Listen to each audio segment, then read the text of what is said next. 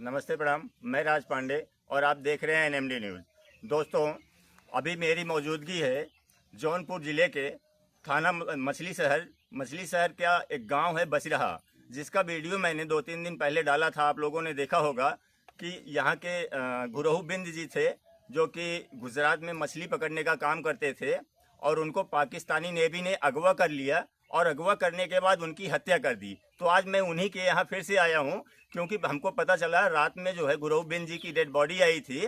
और dead body आने के बाद दोस्तों आपको बता दूं कि आनन फानन में मतलब मुश्किल से घर पे जो है 10-15 मिनट उनकी डेड बॉडी रही होगी और उसको अंतिम संस्कार के लिए भेज दिया गया। अब ये क्यों किया यहाँ के प्रशासन ने, यहाँ की गवर्नमेंट ने, ये तो घर वालों से और ये गांव के प्रधान जी बैठे हुए हैं, इनसे बात करेंगे हम। लेकिन जो मुझे सुनने में आया दोस्तों कि गुरहु बिंद जी की जो हत्या है वो 1 महीने पहले हुई थी। अब आप बताइए, मानवता को कितना शर्मसार करने वाली चीज़ है कि किसी की हत्या 1 महीने पहले कर दी जाती है और उसकी जो डेड बॉडी है वो इंडिया आने में 1 महीने लग जाता है। तो उस बॉडी की हालत क्या हुई होगी। अभी प्रधान जी बैठे हैं और उनके परिवार वाले हैं, गांव वाले हैं, इनसे हम बात करके पता करने की कोशिश करेंगे कि क्या मैटर था। रात में लगभग 1:20 पर आई थी और बॉडी रखने की स्थिति नहीं थी। इसलिए घर वालों को उनका अंतिम दर्शन करवा करके बॉडी को हम लोग ले जा करके रामघाट पर बॉडी का अंतिम संस्कार कर दिए। अच्छा, ये बताइए, कुछ पता चला पाकिस्तान में कितने दिन पहले उनकी हत्या हुई थी? लगभग 1 महीने हो गया है। अभी तक यह स्थिति साफ नहीं हुई है कि हत्या हुई थी कि उनकी मौत कैसे हुई थी।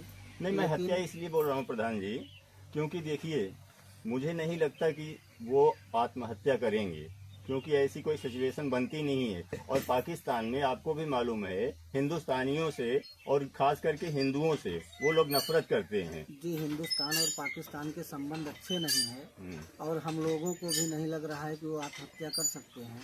इसलिए उनकी मौत अभी भी संदिग्ध में है और जब तक पीएम रिपोर्ट नहीं आ जाती तब तक इसका खुलासा नहीं हो पाएगा कि उनकी मौत कैसे हुई। अच्छा, बॉडी इंडिया आने के बाद उनका पोस्टमार्टम हुआ है?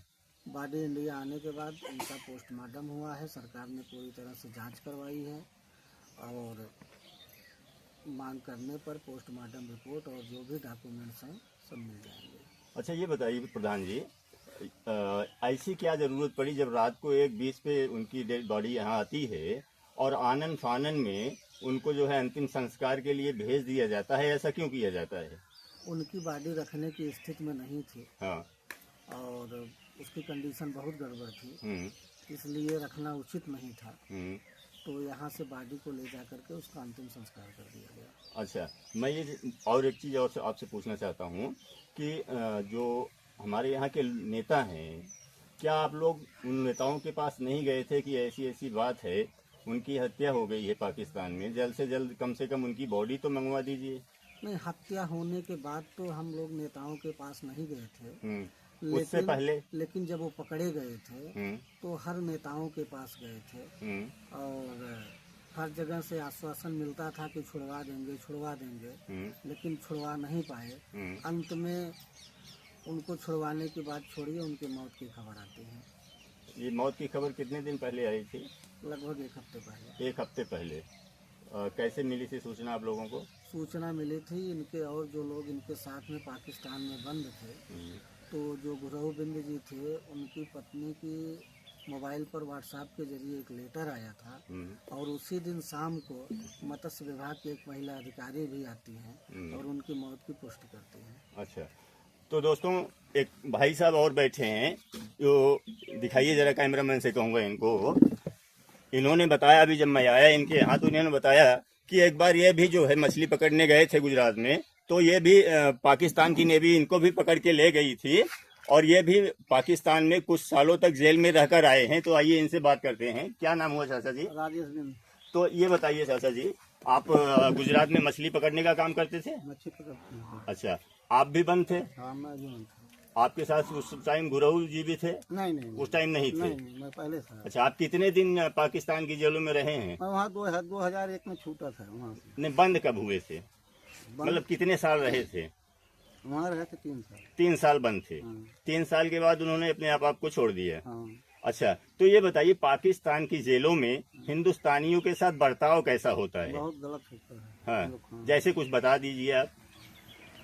घृणा बहुत करते हैं हिंदुस्तानी, मारते पीटते हैं, टार्चर करते हैं। टार्चर करते हैं। अच्छा, खाना पीना देते थे? खाना पीना 24 घंटे में 5 रोटी मिलता है। 24 घंटे में 5 5 रोटी? रोटी। सुबह में 1 रोटी 1 कप चाय मिलेगा। हाँ।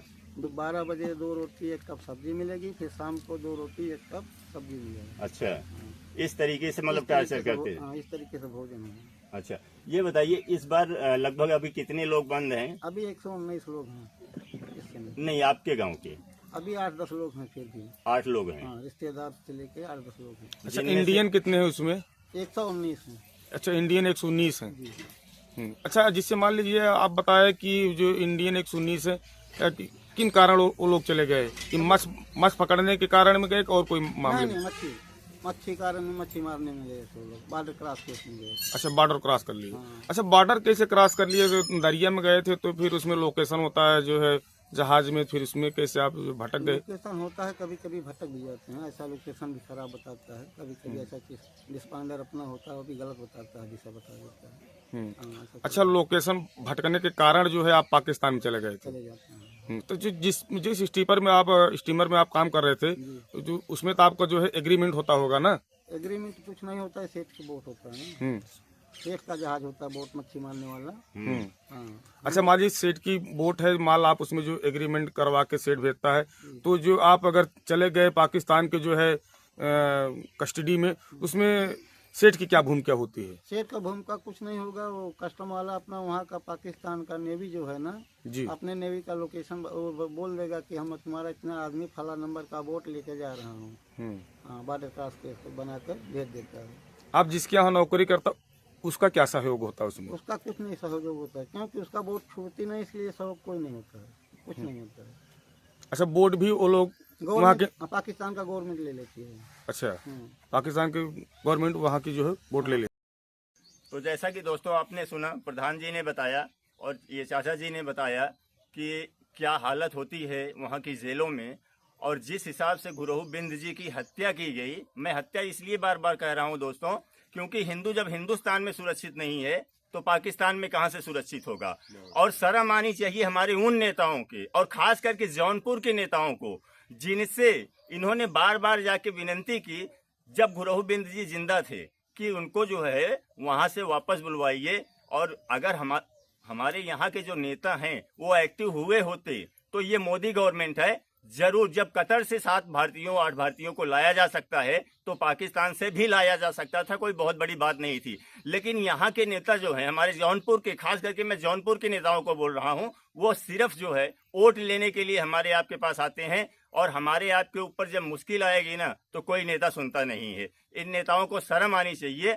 और दोस्तों मैं आपसे कहूँगा, आप इस वीडियो को इतना शेयर कीजिए ताकि गुरु बिंद के परिवार को न्याय मिल सके और कुछ आर्थिक मदद मिल सके, क्योंकि परिवार में शायद एक ही लोग थे, एक अकेले भाई थे, अकेले थे कमाने खाने वाले। अब उनके बच्चे हैं, उनकी वाइफ हैं, उनका क्या होगा। तो इसलिए आप लोगों से भी निवेदन है कि आप इस वीडियो को ज़्यादा से ज़्यादा शेयर करें ताकि गुरु बिंद जी को न्याय मिले।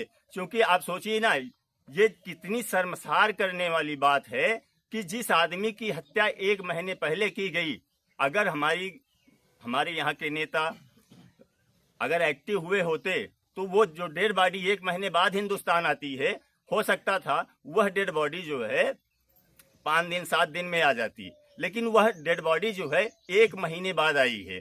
तो दोस्तों यही था मेरा एक छोटा सा प्रयास मछली शहर के बसिराहा गांव से। अगर आप अपनी राय रखना चाहते हैं तो कमेंट बॉक्स में अपनी राय रख सकते हैं। आपसे मिलते हैं किसी अगले वीडियो में, तब तक के लिए जय हिंद, जय भारत।